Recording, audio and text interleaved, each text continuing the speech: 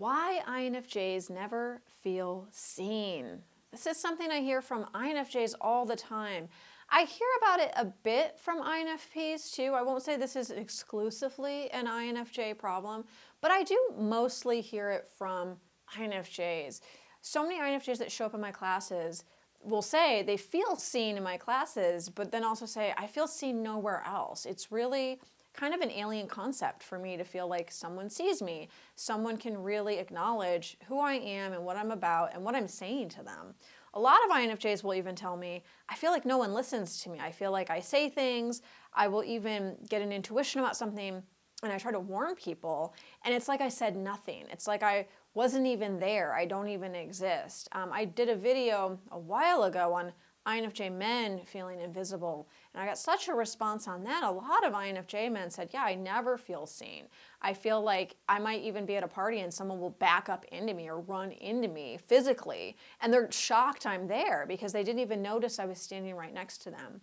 So this is a really prevalent problem for INFJs, this feeling of I am never seen, right? I never feel seen.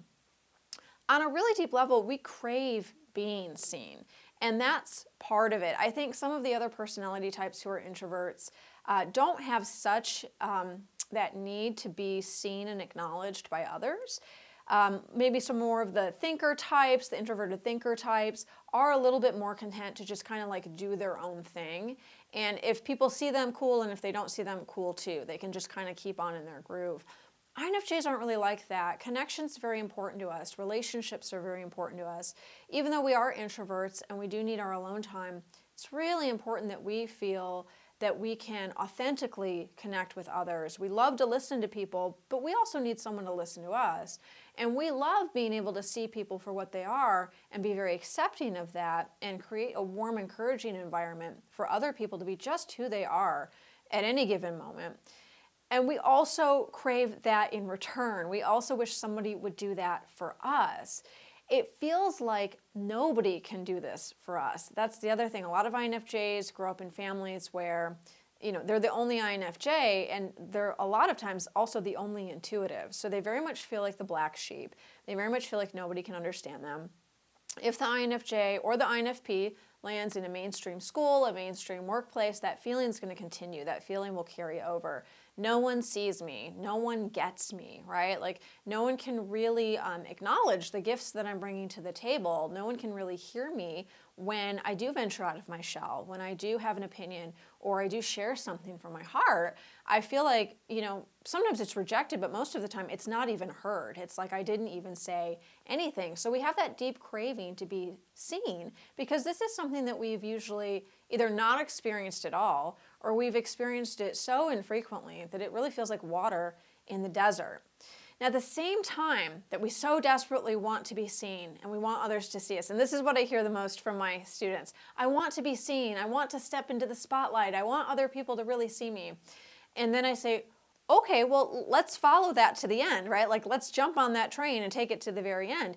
You step into the spotlight, now you're seen in some way, whether that means you've put your book out into the world or you've decided to show your friends and family your real true self and share your true opinions now.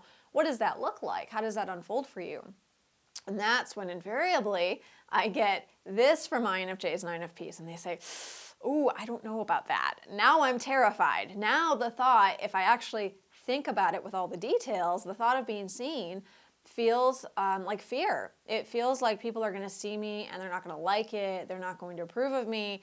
They're going to reject me, right? So right on the heels of that, I really want to be seen. I'm desperately craving being seen is this, I'm terrified of being seen and I don't know if I could handle it if that actually happened. This is because most INFJs throughout our lives, and I will say definitely more INFJs than INFPs, we tend to use a mask. We tend to use a social mask. We will sometimes use this mask a lot of times even with family, friends, even people in our inner circle. A lot of INFJs report that they don't feel like anyone knows them. Not anyone really, right? They'll say the closest is my partner or my best friend, right? I've had INFJs even say, I don't feel like my pet even knows me, my cat or my dog. I don't feel like really knows me, right? because we tend to keep ourselves sort of like so many layers removed. We tend to really take that kernel of our true self, our true essence, and keep that safely tucked away inside, very, very deep down, where no one else can see it. And then we use this social mask, right? And I've talked about this in previous videos, the way that we can really chameleon on cue, right? We can very quickly adapt to a situation, adapt ourselves and our identity based on the people around us, what's going on around us, the circumstances. So that's something that's very easy for us to do. And a lot of times we will do it unconsciously.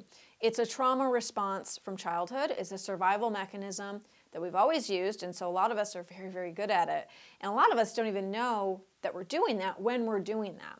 So the thought of dropping that social mask, that identity that we've cultivated, whatever that identity may be, that sort of camouflages the real us, can feel impossible. It can feel like it's too hard. It can feel like it's too scary. It can feel like, well, if I do that, everyone who knows me is not going to like me, right? Like I'm going to be outcasted. I'm going to be sort of shut out of my friend group, or maybe my partner will be disappointed in me because they never knew that I had actually these thoughts or actually these feelings. Because so much of the time INFJs put everyone else first. So if we have a partner, we have a close friend, we're always trying to figure out what would bring that person harmony, right? I'll just match them in their emotion. I'll match them in their frequency, and I will caretake them on top of it. I will meet a need. One of my great INFJ friends, she got a new job, and she said, I love this job because so many people here need so many things, and I love to meet a need. I love to meet a need. And I just had to laugh. I thought, gosh, that's such an INFJ logo. That needs to be on a t-shirt for INFJs. I love to meet a need. We do love to meet a need, but we can also become addicted to meeting a need.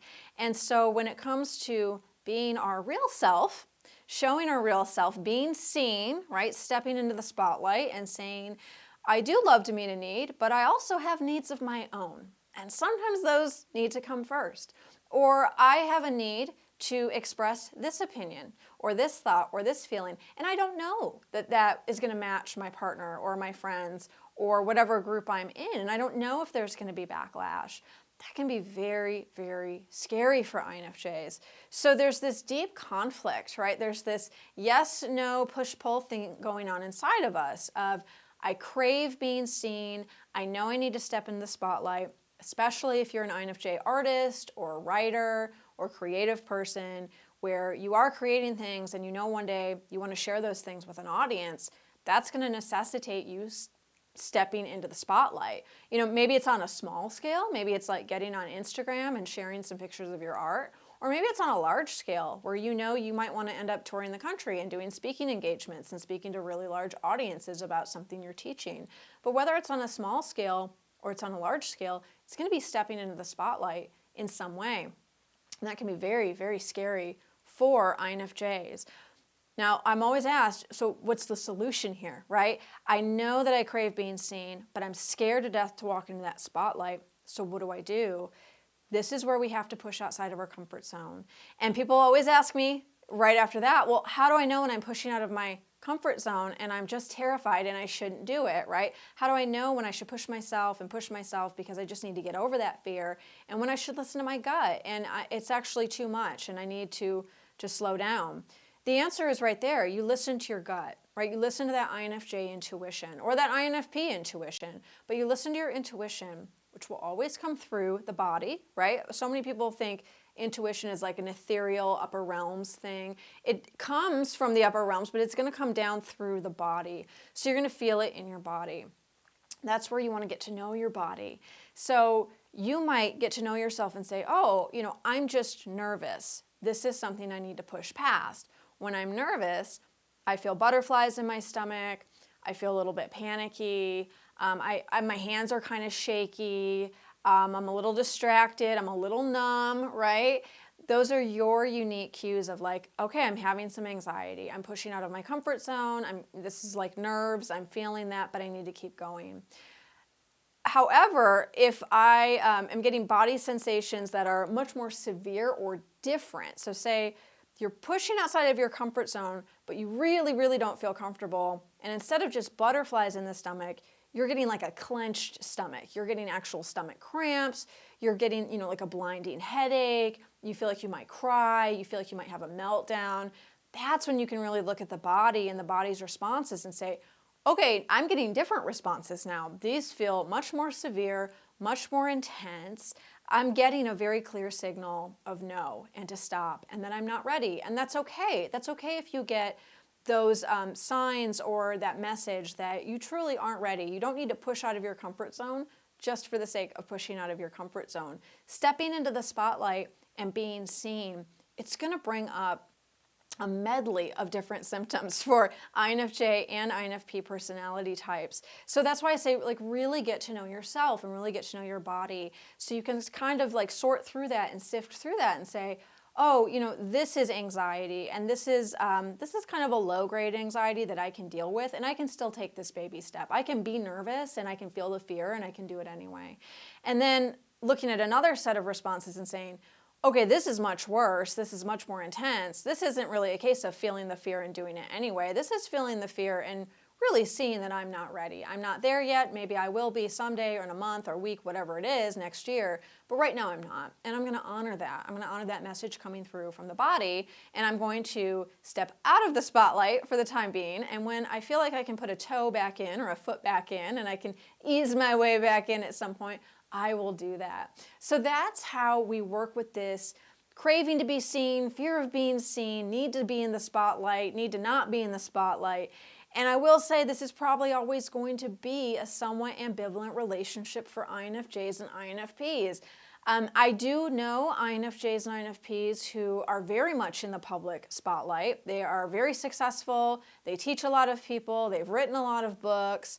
They've been on a bunch of podcasts, done interviews, all sorts of things. And they're okay. They're comfortable with it. They can do it. But at the same time, they still have that little bit of ambivalence of, I am an introvert, I do need to retreat, sometimes it's all too much, I still get nervous. You're never really going to be a person who can just be on camera 12 hours a day and soak it up like the sun because you just love it. Like some of the more extroverted types. And that's okay. You don't need to do that. You don't need to be in the spotlight all the time to step into the spotlight. You can step into the spotlight, spend a little bit of time there, tell people about your book, tell people about your art, right? Do some promotion, or just get used to being seen as a person, right? Step into the spotlight of your friend group or your family group just as your real self and saying, hey, these are my real thoughts and feelings, not the chameleon identity I've cultivated for so long and this is the only thing you guys have seen and you know of me. Here's the real me. You can do that a little bit here, a little bit there, and then retreat and recover. And then rinse and repeat when you feel ready again. I'm going to be covering this topic and so much more in my new class coming up. It's called Leveling Up Your Life 101. This is a class for INFJs and INFPs on the INF life and how to get the most out of it. That's what I hear over and over again from so many INFJ and INFP personality types is that they're not happy in their lives. And there's a lot of different areas and a lot of different reasons that they point to. I'm not happy in my job. I'm not happy where I live. I'm not happy with my relationships. I'm dealing with shame. I'm dealing with guilt from the past. I'm dealing with trauma. I'm dealing with, that craving to be seen, but I'm terrified of being seen. And I'm transitioning and I'm moving more and more into a more authentic version of myself every day.